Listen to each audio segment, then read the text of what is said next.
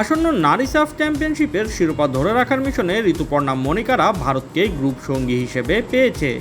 আজ ঢাকায় অনুষ্ঠিত ড্র শেষে বি গ্রুপে বাংলাদেশের সঙ্গী হয়েছে চিরপ্রতিদ্বন্দ্বী ভারত, সাথে আছে মালদ্বীপও। অন্যদিকে এ গ্রুপে জায়গা পেয়েছে নেপাল, শ্রীলঙ্কা ও ভুটান। এবারে সাফে অংশ নিচ্ছে না পাকিস্তান।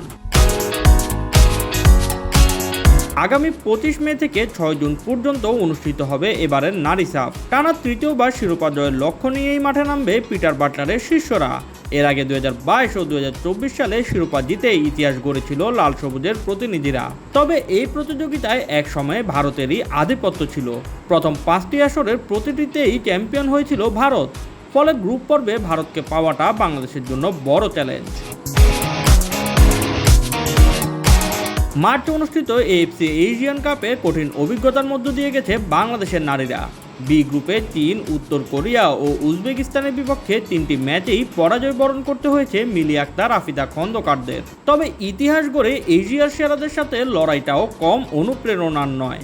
তাই সাফের মঞ্চে আবারও নিজেদের শ্রেষ্ঠত্ব প্রমাণের লক্ষ্য নিয়ে এগুচ্ছে বাংলাদেশ নারী ফুটবল দল।